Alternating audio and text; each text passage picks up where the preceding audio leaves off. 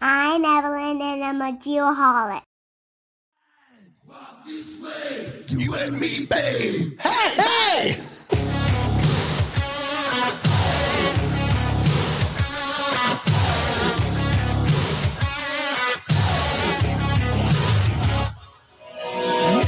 Oh, man.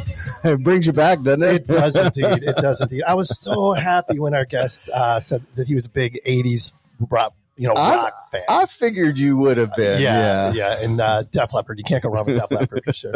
All right. Welcome back to Geoholics, episode 222. 222. Indeed. We are cruising. Man, cooking along. And it's like we're finally getting caught up, releasing content, which is good. We've never been caught up before. Well, the deck is clear. That's awesome. Yeah. That's awesome. What a nice little holiday will do and get everything out. Like it feels good. Yep. So our listeners will start to see episodes come at a little bit quicker rate now, which is good. So there'll be more. Same rate. Same rate. Yeah, there you go. But yeah, we are. I'm so happy to be here. I'm in a really good place right now. Well, it has been over a week since we've, it was kind of a nice break, to be honest with you. Yeah. So what, how have you been? What's new in your world? Oh man, what's new in my world? I had a great holiday weekend. Yeah. It was fantastic. Went up north to the Pines, as they say. Mm-hmm. Ate some great food, drank some great beer, became one with nature. I sent you the video of the freaking elk walking down the middle of our street in the middle of the day. That's wild. It was nuts. I mean, I usually see that in the evening, but like in the middle of the day, it doesn't normally happen. Yeah, that's pretty odd. It was weird. I think it was like maybe a mom elk looking for its baby. Yeah, you definitely don't see that every day. It was pretty bizarre. But other than that, things are good. Got a big bonspiel this weekend. Yeah? Yep, big curling event. Probably a good time to spend some time on the ice. It's amazing. And it's the last event before we shut down for a couple months. Okay. So it's going to be a big one. It's going to be a bit of a curling blowout, as they say. I can only imagine what that scene is like. Hey, we got to bring our good friend, Dr. Nick Smolowski, into the fray here. Nick, how are you, buddy? I'm doing great, guys. Doing well. What's new with you? Been a while. It has been a while. Gosh, I was like having flashbacks to Berlin, things we probably shouldn't talk about on the air. No, I can't. It sounds like you were having a good time out in the woods. I just have to ask, how many beers did you have to be one with nature? It was actually a combination of beer and mezcal. So when you mix the two together, it creates this chemical reaction that makes you one with your surroundings, no matter where you are. Symbiotic relationship with the surrounding universe. Man. Love it. No, things are going well. Good. Things are going well. Thanks for taking the time to join us today. And last but not least, producer Sean, what's new? Don't you say it. Well, not a whole lot. Oh, no, actually. Pretty tame holiday, good relaxing time with the family. Yep. I built a new pantry. I saw that. Yeah. I saw you had an assistant as well. Yes. My lovely daughter, she, I of course put her to work. She's banging around, hammering in nails and screwing in screws, and that's awesome. Got to get any help that I can. But other than that, it was a good, nice, relaxing weekend. Yeah. Nothing new. It brought back some memories because, like, when my kids were younger, Presley, anytime we went to wherever, when I bought a piece of furniture that had to be put together, like, she loved to help. Oh, yeah. She was like right in there, hey, Dad, let me screw that in. Let me hammer that, whatever, like, oh, man. So when I saw Evelyn doing that, I'm like, that is so cute. Brought back memories. Yeah. It's good to, especially when it's something that you're going to use, having that connection. No, it was good. Good little holiday. Very cool.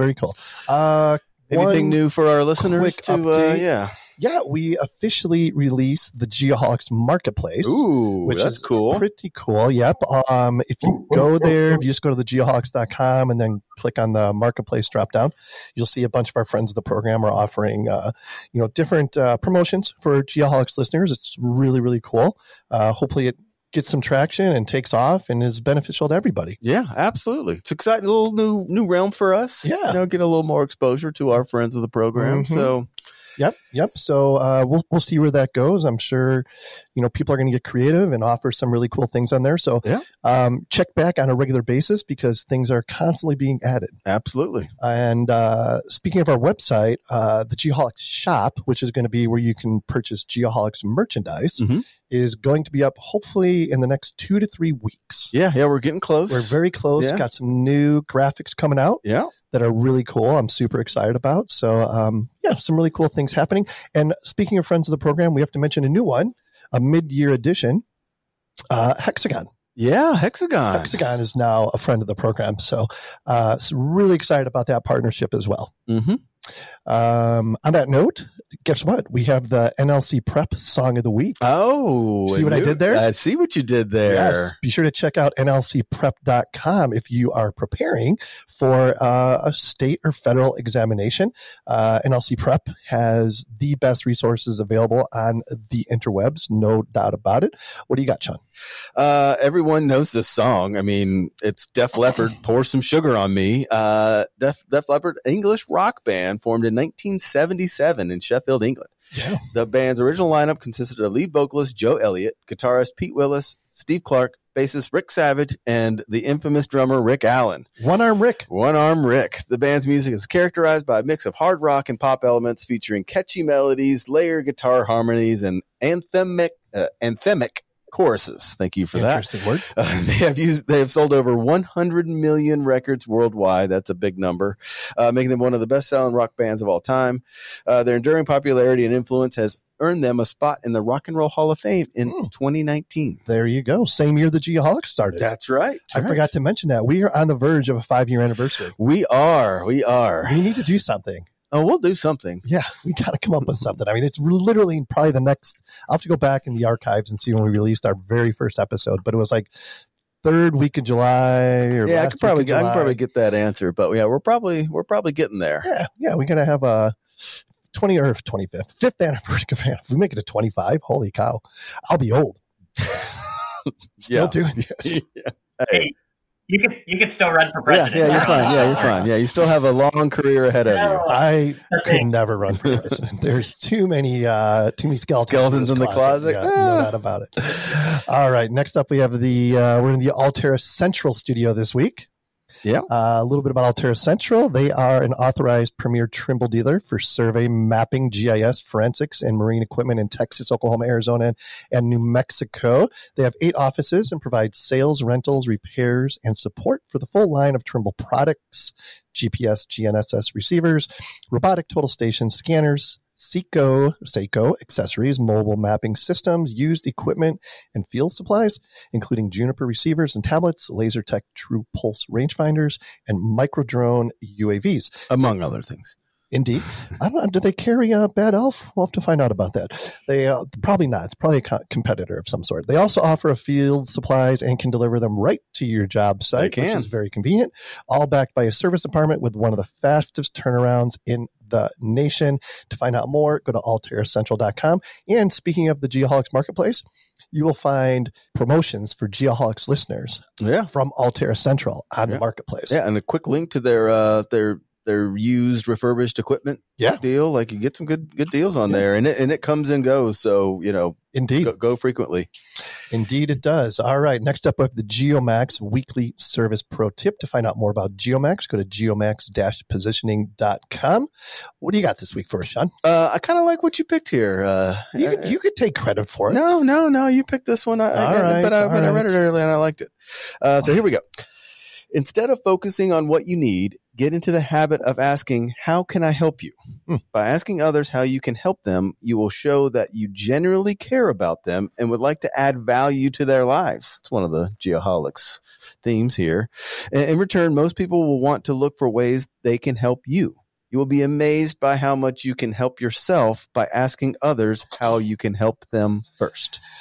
Yes, I love that one, actually. And I have put this idea to use so much over the course of the last 4 months. Yeah. It makes a huge difference. Okay. Yeah. It really does. How can I help you?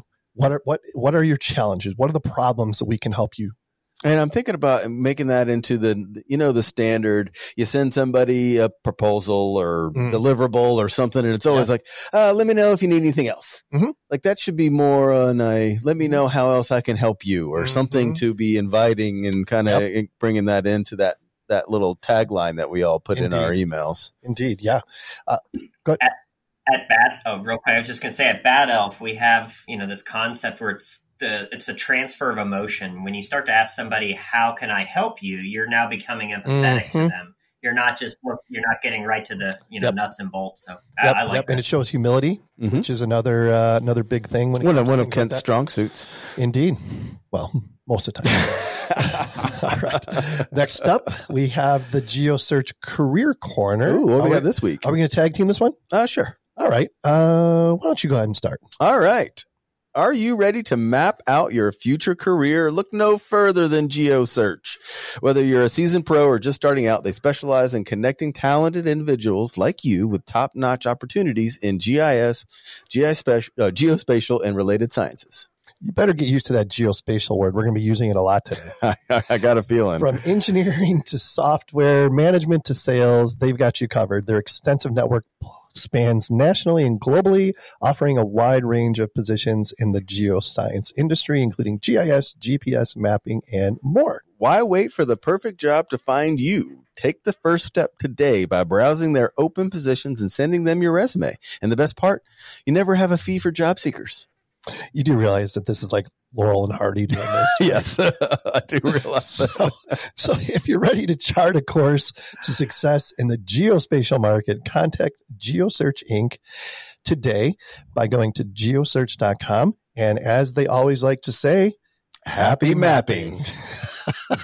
Right. I know. Let's get our guest in here before he jumps off because it's embarrassed. Right. All right.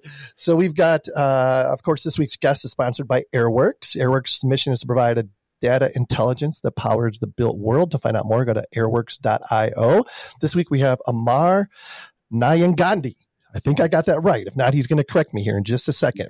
Amar was born in Mumbai, India, and grew up in Mumbai, attended University of Mumbai, and graduated with a bachelor's in electrical engineering, then also achieved a master's in computer science at the University of South Florida in Tampa. In his free time, you're going to love this, avid cricket fan. Ooh, yep. I can see that. Also loves to follow a variety of other sports, plays tennis, also played competitively badminton. I want to hear a little bit more about that. We will indeed. Loves his family and kids, loves to travel and experience new places, cultures, and food. His current job is Senior Vice President at Dewberry Engineers, and he leads their geospatial and technology services group. And his passion is making a positive difference. Amar, welcome to the Geoholics. Thanks for being here. Thank you so much. And I really enjoyed the introduction, and I could see you guys having so much fun through it. It was nice to see.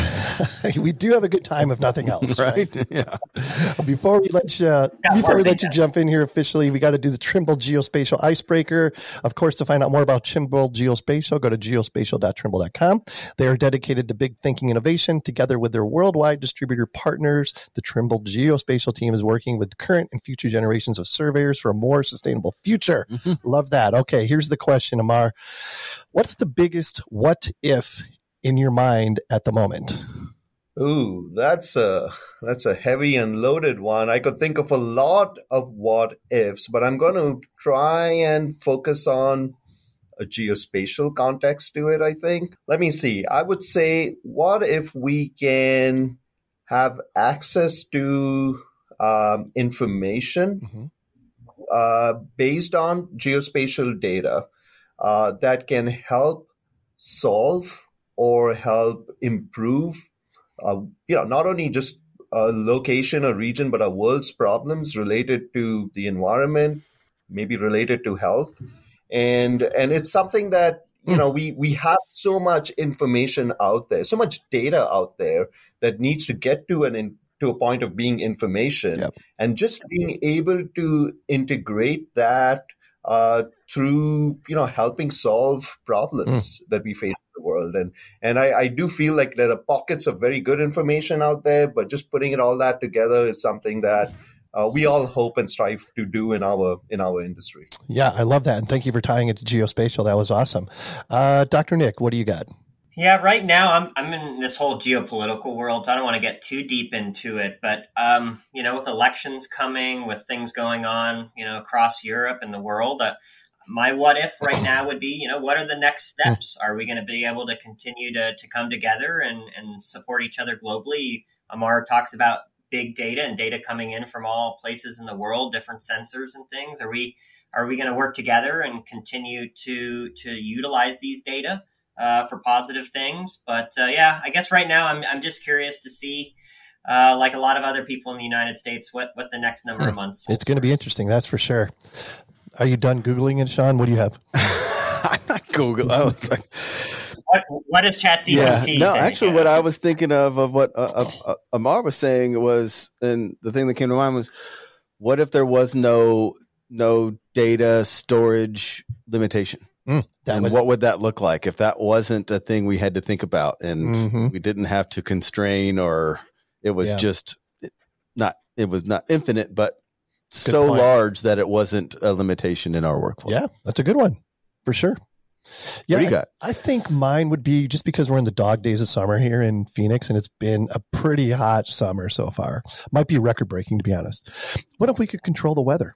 So we would just be in San Diego? Yeah. We could whatever. San Diego weather everywhere. You never know. Yeah. Or you want to be cold. You could adjust the outdoors to make you cold. I mean, whatever. I'm just so sick of the heat right now. I wish I could change it. I could tell. I could tell it's really affecting you. Yeah. I don't know what just made me think about this, but Sean, you know what? I have to change my answer. My big what if is, what's going to happen in college football? That is a big what. There's a new system?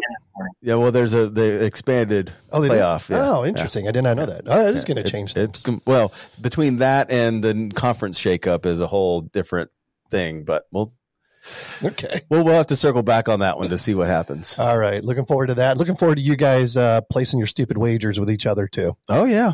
I think the running tally is, I think I'm up by like $5 on Dr. Nick. 500 over 500 wagers, and we're just basically back to even. All right. Let's circle back and focus on Amar. What do you think? Let's do it. All right. So you probably got a question about the cricket thing, right? Well, yeah. But you got to do a little bio thing here, so we get the context. I love some of the things that you mentioned in your bio that you love to travel. I mean, what's one place that you haven't been to yet that you're looking forward to getting to? One place I haven't been to. So this was maybe 10 years ago, and I don't know who said this to me, but it did stick with me. Is that they said the two places you want to visit in the world before you die is Ireland and New Zealand. And I have been to Ireland. I have not been to New Zealand. And that is definitely one place that I would really, really like to go to. Yes, there is a cricket angle to that as well. And so is Australia. Of course. But more than that, I think, that whole Australia, New Zealand area is something I would really like to visit. Yeah, ditto. Me as well. All right. So my immediate question was, you're born in Mumbai, grew up in Mumbai. Are you still are you still buzzing from the World Cup win? Is that hangover still there, or are you back to normal? No, it better last at least 10 years, right? Because you have to get to it. But no, it was great. And, it was such a good World Cup. It was played, part of it. This is for those who are not aware of cricket, and there are different forms of the game, but this is the shortest form of the game, which takes about 3 hours to complete. And it was actually played in the US and the Caribbean. Yes.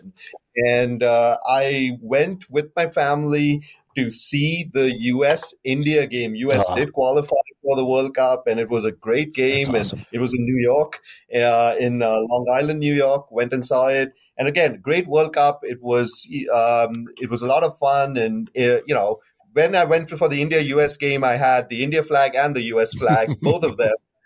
But when it became the finals, when India was playing South Africa, really was rooting for India, and it was just a great win and really close game. That's the best part of this tournament as well, as and there have been some really good games. And the US played really well as well, given cricket is not something that is followed as much as many other sports here, but it was a great tournament. And the U.S. really had a surprisingly showing this year, right? Really? Right, Amar? Like they had an upset, and it was quite. And being the shortest one, it made it a little more appetizing for some. In the States here, it's hard to watch a sporting event over the course of multiple days. Yes, I could not do it. I've got to ask Amar, what is a wicket? I'm one of those negligent Americans. Tell me, what is a wicket? A wicket could mean many things in cricket, but you heard of the phrase "sticky wicket," right? So when that phrase tends to be when the strip of area that they play on, and they what's called batting and bowling or pitching, they play on that strip, and so if that's that can create situations where it can become a sticky wicket, so it's hard to bat on. But wicket is also considered where you get out. So that's a wicket. And if you really want to know, wicket could also be the three sticks behind. Yeah, that's what I thought it was. It's called is their stumps, and they're also called wickets. So you have multiple definitions.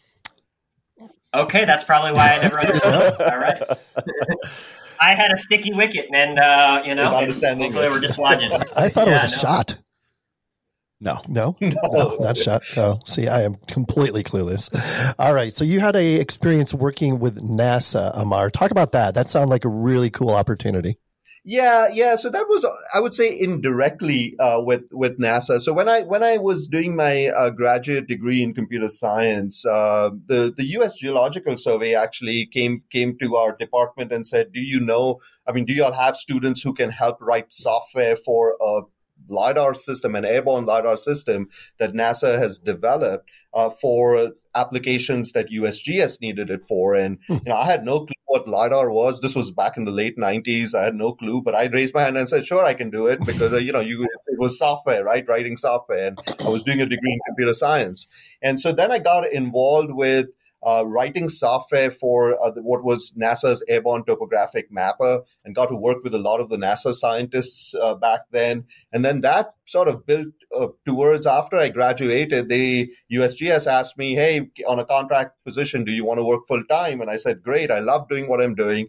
And I began working on a new system that NASA was developing to measure bathymetric measurements using LiDAR. So it was a green wavelength laser. And that's how I got involved with, learning more about the system as it was being developed, and writing software to help, process the data, the raw data that came out of the system.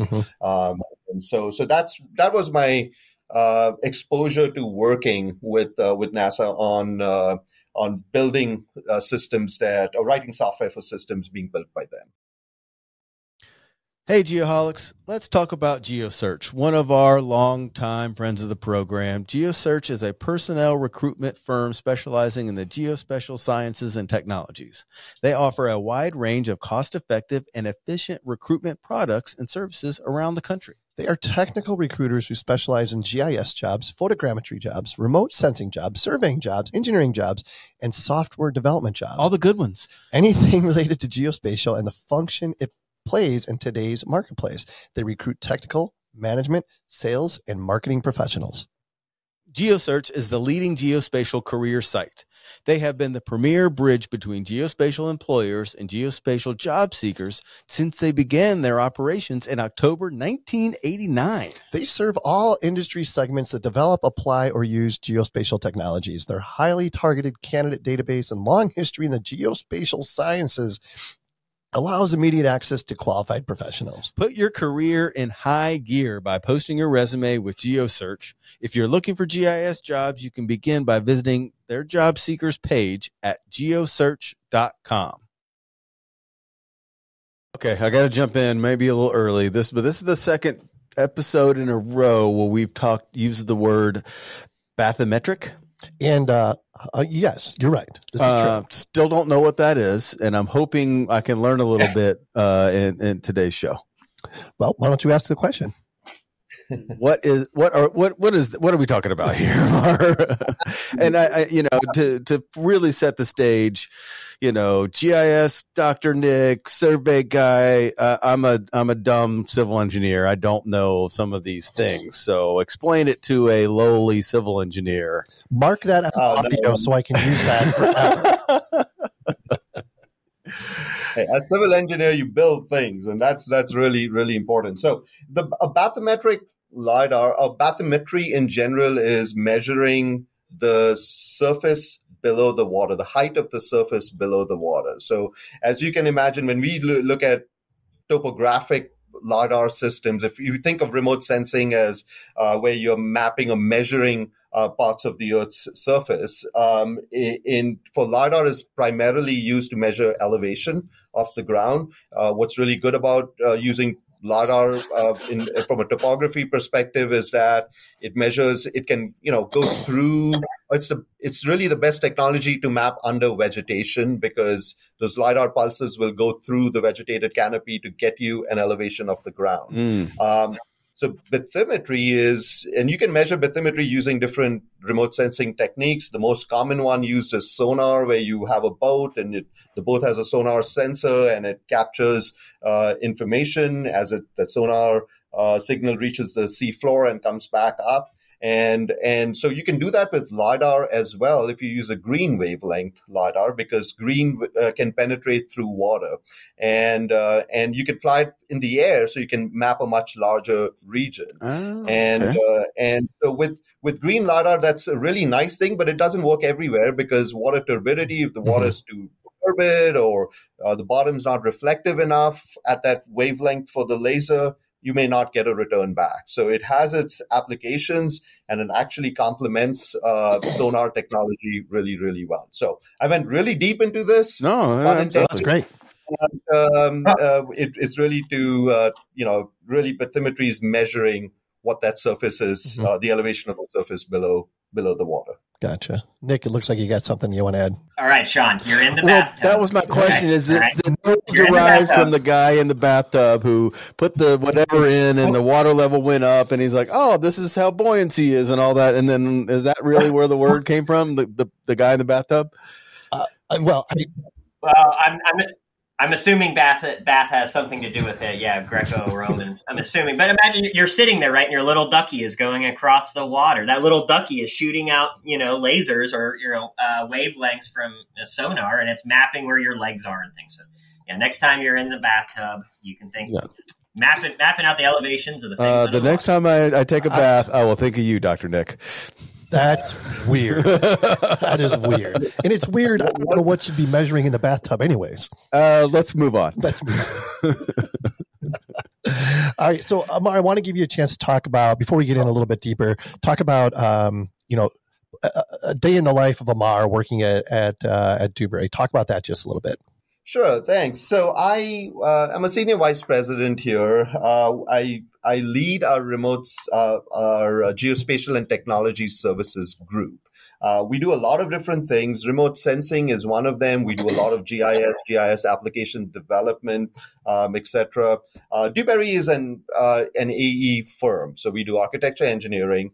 We do have a pretty big and strong geospatial group that does a lot of different things, not only within the AE sector, but also outside of it, where we do a lot of mapping activities for large federal programs such as the USGS and FEMA and NOAA, and on the civil side, as well as the Army Corps of Engineers and other DoD-based agencies as well. So my role is to really run the geospatial group here at Dewberry, and you know what that means. That means everybody else does all the work, and I get credit for it. So that's how that's it. Really, what it is. But it's a great group of folks here. We do a lot of good work. We're proud of what we do, and we own sensors and which fly on aircrafts and collect data, and we produce them, and we do GIS analytics of that data and other aspects of what we do. We work across various different federal, state, local, and commercial markets as well. You know what, Amar, I look at that as that's how you know when you've made it, when you've got a ton of really good people working underneath you, doing a great job, all, hitting on all the cylinders, everyone's on the same page. It's going to make you look good. So that is a reflection of your leadership. So, well said. Well said. Absolutely. Yeah. Yep. What else? Where do you want to go with this one? You want to let's define remote sensing, because that is a term that is thrown around a lot these days. So talk about remote sensing and kind of define that as best you can. Yeah, I should have looked up the dictionary or some website to define it, but I'll do my best to do it without that definition. It's essentially using techniques that typically either from a remote perspective, so either from a satellite, all the way from a satellite to airborne to on the ground as well, to measure the Earth's surface or something related to the Earth's surface, or a parameter related to the environment or things like that. So that's really what remote sensing. It's really the two words, right? You use a remote platform or ability to measure, to sense, or to measure whatever you are interested in measuring.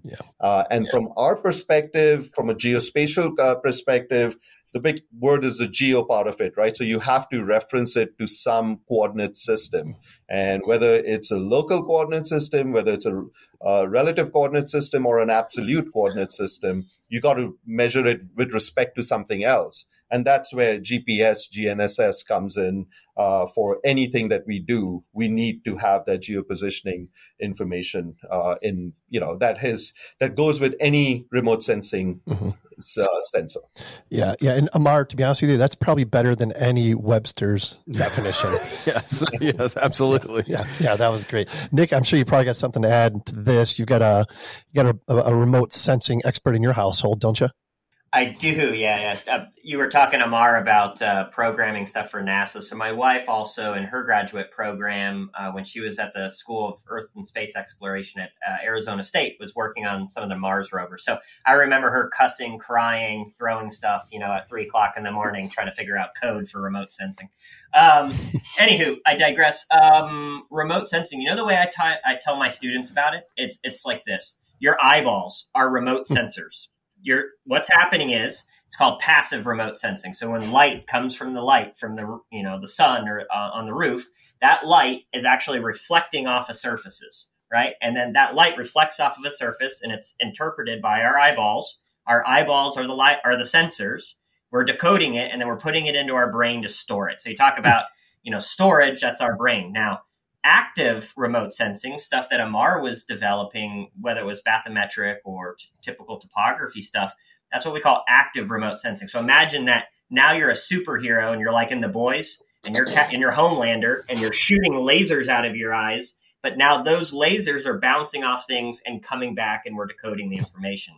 And because we know how fast wavelengths are and we know where that position is, Amar mentioned that geographic position, we can determine offsets and distances and colors and all kinds of different things. So I always think about it like our eyeballs are remote sensors. I don't know if that helps or confuses things. I love it. That's awesome. Really well said between the two of you guys. Sean and I are sitting here with our thumbs up our butt. Well, to bring it back to, the I want to say the real world, but how, and maybe Amar, you can explain this. How is that going to relate to the AEC industry and buildings and architecture and what are we going to do more with this in the next 5 years?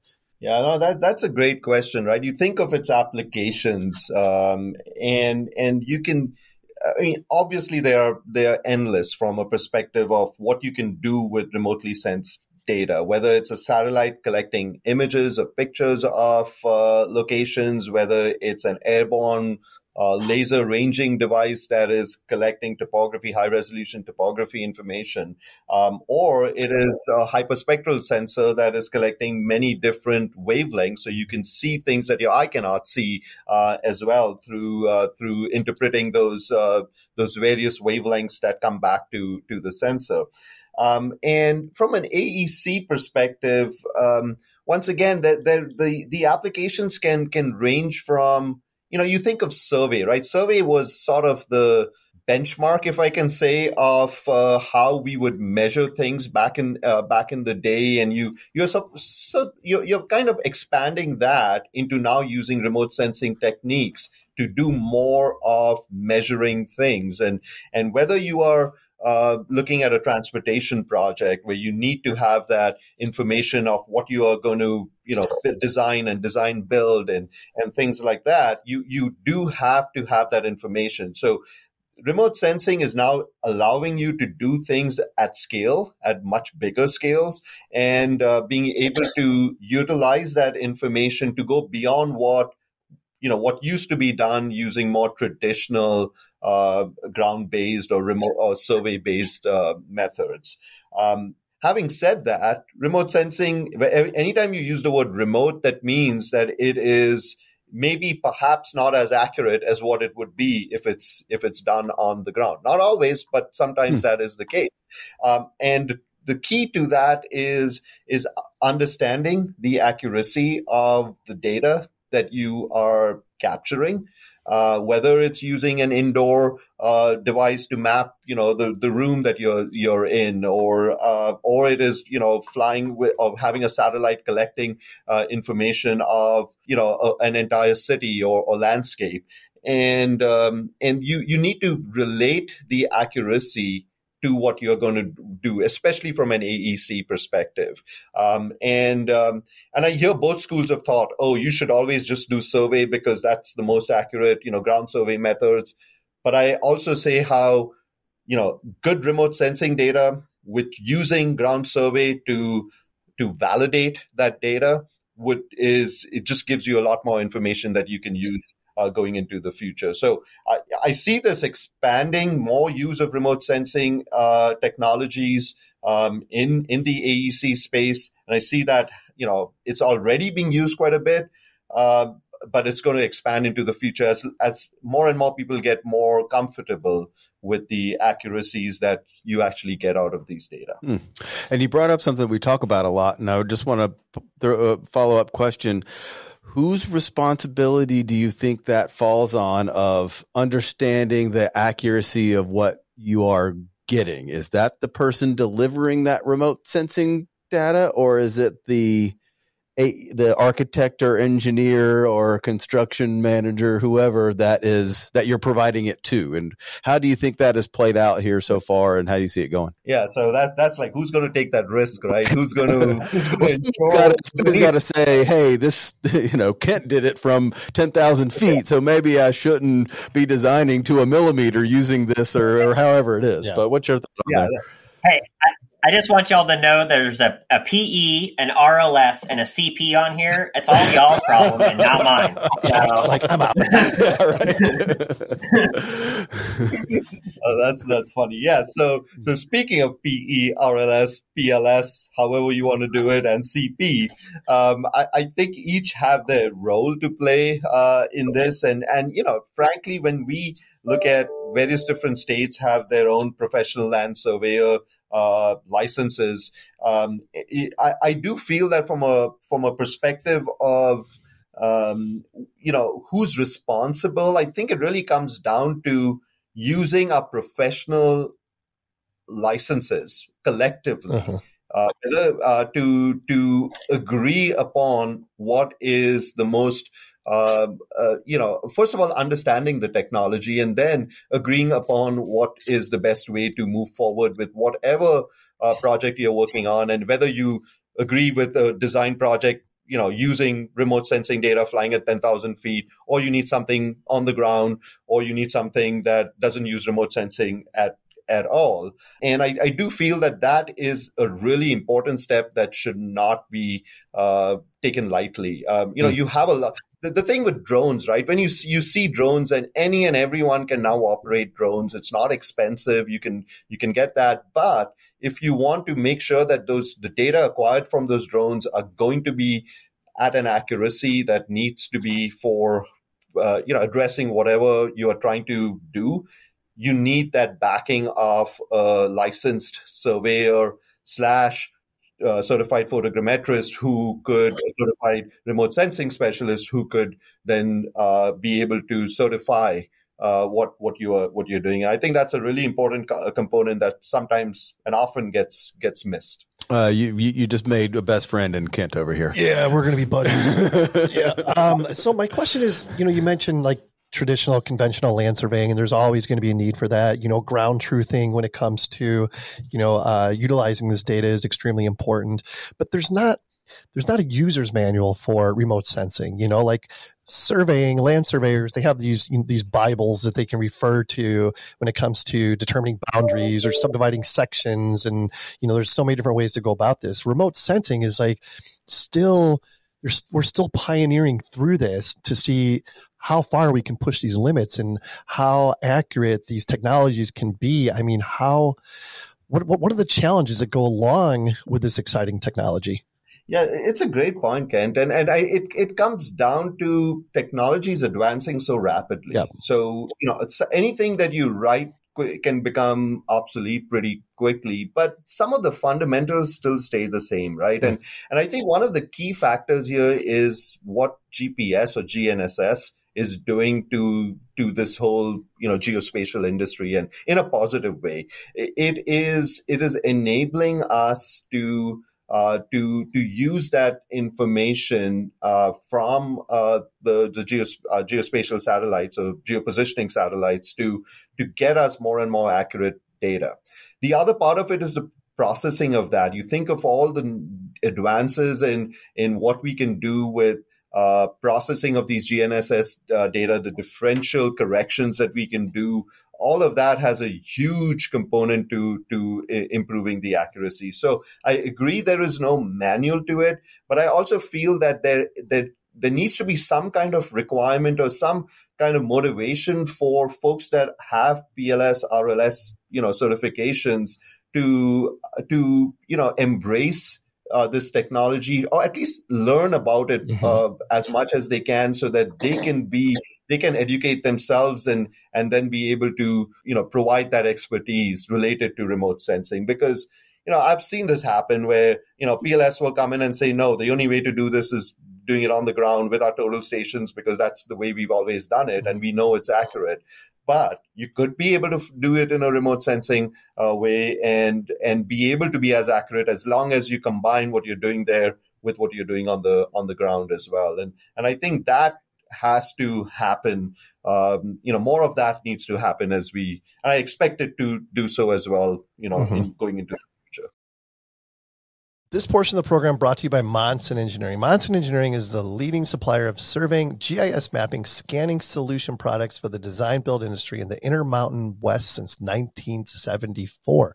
They pride themselves in being your one-stop shop throughout all the phases of your project planning to completion. They provide the latest cutting-edge design build equipment, including Trimble and Spectra Precision GPS, Teledyne optic 3D scanners, tiny mobile robots, Dell Air and DJI UAVs, and Topcon lasers.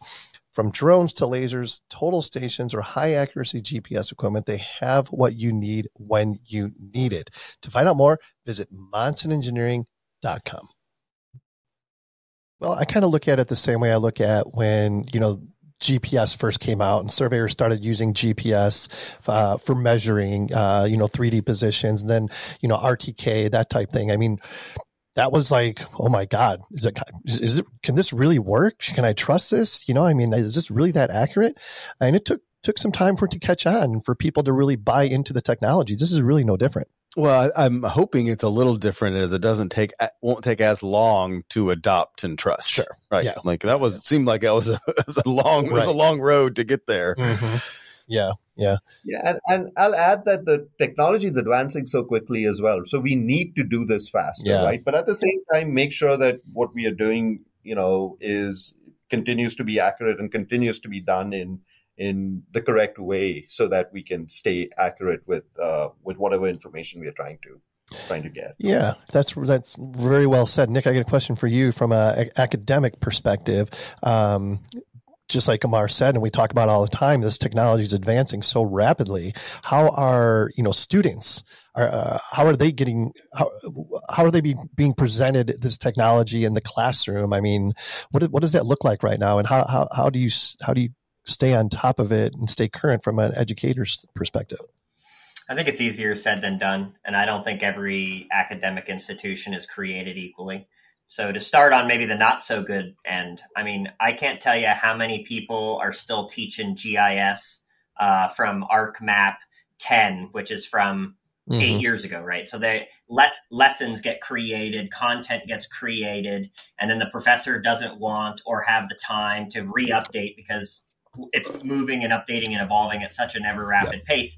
They have a lab from 10 years ago that's from 10 years ago. Everything's changed in 10 years. And so we see that a lot. And so I would encourage anybody out there that's an academic, put some time into it, because, you're following behind and it's not fair to the students. On the flip side, we see some academic institutions that are fully bought into it, and they are the bleeding edge of science and technology, almost to the point where you kind of want to reel them back in and say, whoa, I think you're moving too fast, right? And so I try to find the Goldilocks zone in the middle, what's, not too warm or too cold. And I'll say this as well. So if you go get a GIS degree, let's just say, right? Like you only maybe get 20, at max 20 geospatial classes, relative classes in, an undergraduate 4-year degree. How many of those classes really get beyond some of the basics, right? And so like a child or, young adult coming out of a 4-year institution probably doesn't have a lot of that advanced stuff, right? But I will say graduate schools, masters, PhDs, certification programs, they get much more involved. And so most master students, they're using the tech, they're creating the tech, they're out working with the Dewberries of the world with internships, right? And they're really getting to play with that. But I think that's at a higher level. So I don't know if that's a good or bad thing. Amar, you've got higher education in your background, and I'm sure you've got a ton of employees that have gone through this recently. What do you think? Yeah, that's very interesting. I really like how you said it as well, Nick. But I think one of the things that sometimes is missed in the classroom is just understanding the concepts of geodesy. I feel that is something that, yes, you can learn GIS. Yes, you can learn an Esri piece of software and things like that. But really understanding how are we coming up with an X and Y, or in some cases X, Y, and Z coordinate for a particular whatever it is, right? Whatever we are looking at, whatever we are measuring, and trying to really understanding the geodetic aspect of things. I mean, there is a big shortage, I think, just in terms of not only the professionals who can do this and can have degrees in that, but also the fundamentals of geodesy. And I would advocate that we should be really pushing hard to have more geodesy in the classroom, even on an undergrad level. Wouldn't you agree, Nick? 100%. I mean, so I can only speak for my institution, but I think at Arizona State, if you get a GIS degree, I think you get like 2 months or a month of geodesy and intro to GIS. So it's not even a class. It's a fraction of a class, and so it's, and we joke, like Esri pops up and you see the data transformation screen. It's like, no one ever reads the fine print. Everybody just clicks that button and makes assumptions that things are going well. And more often than not, things never line up. I mean, how many times you've got a CAD drawing and it's just not in the right place, right? Or you see a 90-foot bust in the data, right? So unfortunately, I think we aren't doing a good job at this. And sometimes we are now teaching the technology, not the theory, right? It's like we've got the theory so down, the computer and the artificial intelligence already gets all of that. And so we just need to learn how to adapt to that. And I'm not sure I like that, because I think that's the crux of this discussion, right? Like, bad data, statistics lie, bad maps lie. And I would, it's like, how could we as geoholics like get together NSPS and the GISCI and ASPRS and these major institutions that are OGIC, like WGIC, you name it, right? Like, how do we get all these people in the same room to have some of these discussions? And, even maybe I'd like to push it back to you, Amar, at a large organization like Dewberry, do you all have time, or do you allot time to have these types of discussions? You're the geospatial lead. You've got all kinds of people underneath you. Are you all having internal discussions like this? It's a great point. And I'll give you examples. People, when they come in and they start working with the data, they don't always understand, datums and map projections. And you would think that's something they should just know, right? Given the degrees that they've had. But especially when it comes to datums, right? Do you know what you're working in, right? What datum are you working in? And it's hard for them to, unless, so answering your question, Nick, what we try to do is we have some of these fundamentals that we are absolutely trying to, part of our training program, our internal training program, is to try and explain it in terms of what we do. And, I've been involved in a number of book chapters, writing book chapters and things like that with respect to, especially with ASPRS, the DEM Users Manual, and I co-edited it with Dr. Dave Mowney and wrote a couple of chapters, and those are things where we ask our team to read relevant aspects of this book, right, as part of the 2 weeks of you onboarding with us, because we know that you're going to need it, and even if you know it, it's good to ask. I tell my folks as well, ask these questions in the interview, right? You want to know if they have that relevant knowledge as well. I was asked that in my interview, so I feel like it's something that we should be doing and pushing for more and more. Is there a way to dumb down the understanding of datums and map projections and that type thing? Because I think a lot of people get intimidated by trying to understand those because they think it's gotten to the point where you almost have to be a geodesist to really grasp these concepts. What do you guys think about that? Let's see. Well, what I would say is, yes, there are explanations of it, right? So you think of a map projection. How do you convert something 3D into 2D? If you are, you stretch it a certain way, right? You have a globe and you stretch it a certain way. But then there are more concepts related to the geoid, and know that the world is not exactly in a shape that you think it was, or what you were told it was as you were growing up, and things like that. And there are aspects to that. I believe there are ways. I don't know if we are putting in as much effort even on the education side. Maybe we are. I don't know of it to sort of simplify it to some extent. And with respect to datums, I remember there was this very thin book. I should try and find it, but it was essentially saying datums, and it was something else, geospatial datums, and it just went through the different concepts of it.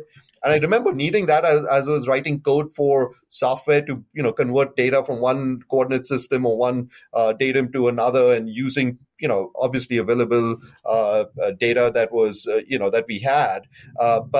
But you needed to understand those concepts, and there is information out there. But I agree, we need to come up with more simplified way of explaining it as well. And Dr. Nick, you live and breathe this, right? So. Yeah, my goodness. A couple thoughts. So get kids into survey. We know, big friends of Geoholics, right? So coming out with kids materials, even Esri these days, they have Esri Press, and they've got kids books now. And I'm looking here. One of them is called The Locators, which follows around a group of kids. One's Playground Problem. There's a Dr. Seuss book out there with maps on my laps. I'll make a friendly plug at Bad Elf. Our newsletter, Here is effectively a kids comic book where we follow around elves, and we teach in the last, not July, but in June, so you can click in the comic book and there's help articles. And one of them was on topology. And so it was called Dangling Nodes What? And so if you don't know what a dangling node is, that's a topological thing in mapping. But the point is, we are trying at Bad Elf, because as a GNSS provider, so I have an academic background and then I have my manufacturer background. As a GNSS provider, we don't get support calls on our hardware normally. It's absolutely, why is my data not lining up? Why? Why? I see a data sheet and it's not working, right? And then you're like, the Pandora's box opens and the face melts, and they're just like, oh my God, geoids and all this different stuff. So I think that we, unfortunately, in the United States, they don't even teach geography in all high schools anymore. So I think we got to get way back and say what's important for kids to be learning. Is geography in general important? Because I don't even think it's required in high school anymore, 1 year of geography or 1 year of history or whatever it may be. But I think we got to take a step back and say what's important here. I think we need to continue to come out with content for kids. There are some really great YouTube videos out there. There's one where this guy takes a beach ball and he cuts it up and lays it flat to show how you project things. It's really good, but I think we need to do better at it, frankly. And I would encourage or even maybe challenge the really big engineering firms in the world and manufacturing firms, that it's the Autodesks and the Esris, right? The Bentleys. It's sort of on them. They should, the more that they can help push this out and educate, I think, they have a lot of power in the market. So that's not an answer. It's all over the place, but we need more engagement and understanding with the younger ages, right? We're losing that quickly. So I think it takes effort from people like y'all, right? Like decision makers at each of your firms. Are you having internships? That's another way. Like the kid or student may not get in for that kind of stuff at school, but like maybe they have a 20 an hour work week. And instead of just like having them do the worst, I remember my internships where I had to do printing and scaling by hand and stuff, but like maybe we teach them, maybe we actually try to mentor them. Right. So I digress again, but there is information out there. Check out Get Kids in a Survey, look at the Esri Kids books. But I would encourage educators and employers to, like you said, have that as part of your training. Everybody in your geospatial should probably understand what WGS 84 is. Right. Yeah. Well said. Thank you for that. Can we just start calling it something else with those complicated acronyms and number? Like, I think you lose me a little bit when it's the why don't you call it like they do the software updates? Like, oh, this is the peppercorn projection, or like something to make it a little less intimidating for someone that's learning this for the first time. Yeah, it's a great selection. Why don't you do that? Okay. Why don't you do that? Just rename everything. We'll just rename it all. Yeah. Yeah, you can do it. And of course, we got the next state plane coordinate adjustment coming out here in the not too distant future, which is really going to throw things for a loop. Right. Yeah. Yeah, it's going to be interesting. Oh, so Amar, what's Dewberry going to do about it? I'd love to hear. It's I see it as a business opportunity as well. But but no, it's a big deal, and just now not only having a datum, but that's time dependent as well in understanding what that means, and a lot of it is going to be educational because it's improving the quality of the data we are getting. But I mean, I still know some of our clients just recently moved out of NGVD 29, and that 29 is supposed to indicate, around the time when it was done. Moving to NAVD 88, and, now there is this new geopotential datum that's coming out that is time dependent. So it's going to be definitely a business opportunity. You mentioned NGVD 29. I think the city of Phoenix still uses NGVD 29. Yeah. It's crazy. And NAD 27. Yeah. Oh my goodness. God, like you're one of the top 5 metros in the country, and you're still using stuff from Kansas. Like we're really literally going to map things from Kansas, guys. Yeah. Like, come on, Toto, where are you at? Flat between here and there. The Toto adjustment. How about that? Oh, that's now we're talking. All right. Gosh, we're getting closer already to an hour. So, like, what advice would you give companies, Amar, that are wanting to dip their toe in remote sensing? And it's a big step. It is a big step. And a great example is just us at Dewberry as well. When we started out, when I joined Dewberry about 13 years ago, we did QA/QC of data. We were known as the QA/QC experts. We understood the technology. We had some great folks in our team, but we didn't have a huge team actually conducting remote sensing surveys or acquiring data. But, we sort of learned it from the ground up. We started with QA/QC because we had some individuals who were really good at what they did. And then we began producing the data without actually acquiring it. So someone else would acquire, we would produce. And then we got into the data acquisition aspect of it as well. Now, that makes sense when you have to own and operate your own sensors, but you could look at remote sensing from a satellite perspective as well. You're not going to own and operate a satellite, but you are going to use that data. So I would say, again, understanding if you're trying to get into this, make sure that you have the right people with the right expertise to get who understand the concepts related to what you're trying to do. You obviously need a business opportunity as well. And I assume you want to get into this because you see a business opportunity, but really getting the right people and making sure that when when you're acquiring data, just following what's required to do it. Don't cut corners, things like that. Because once you start doing that, if you collect bad data,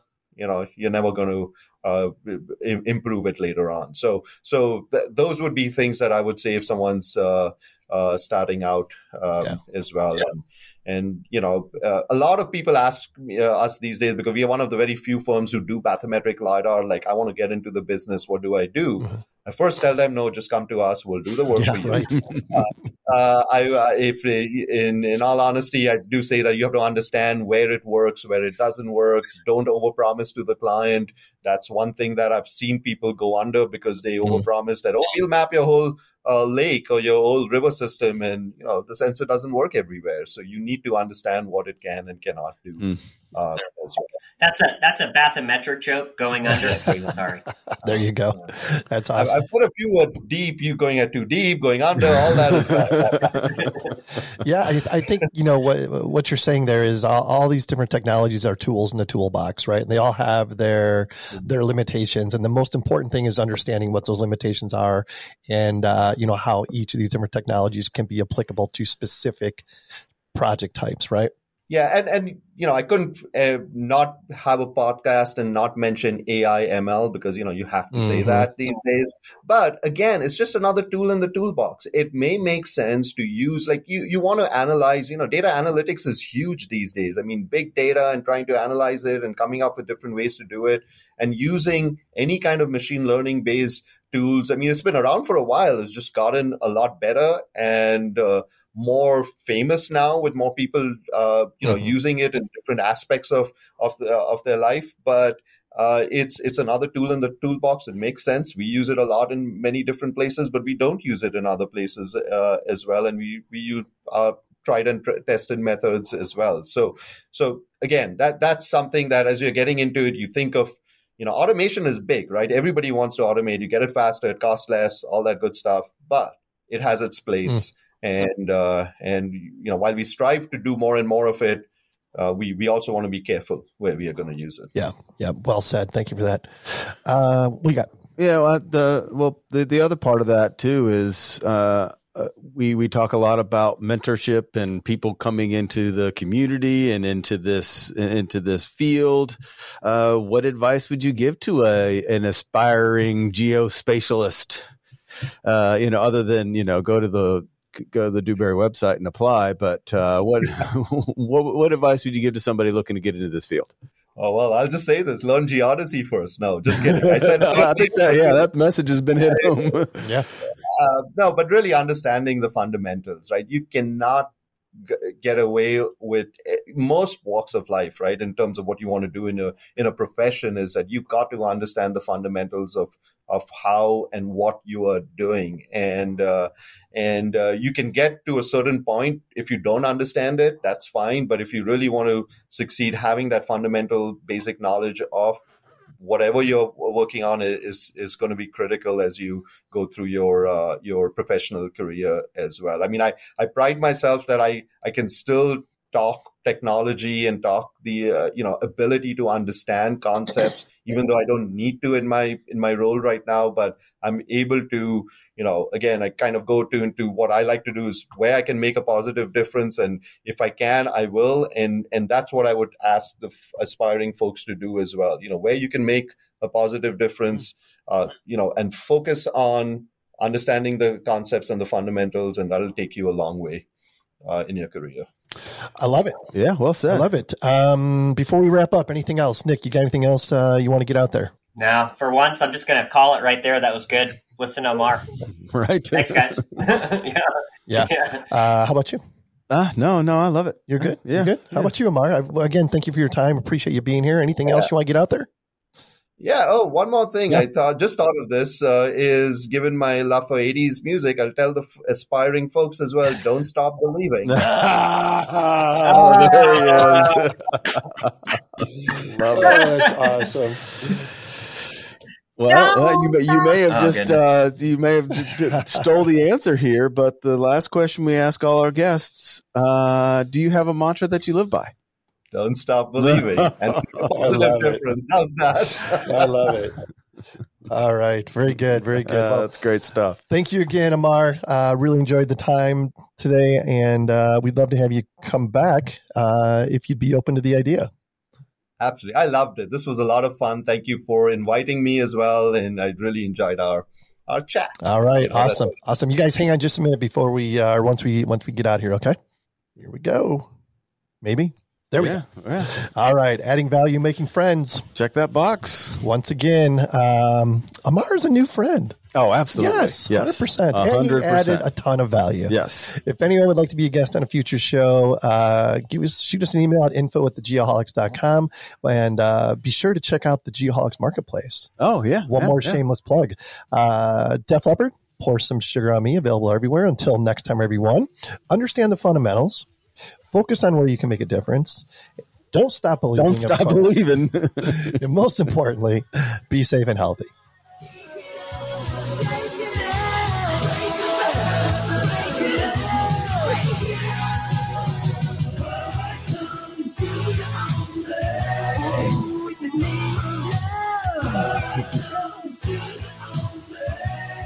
Now, Bobby up.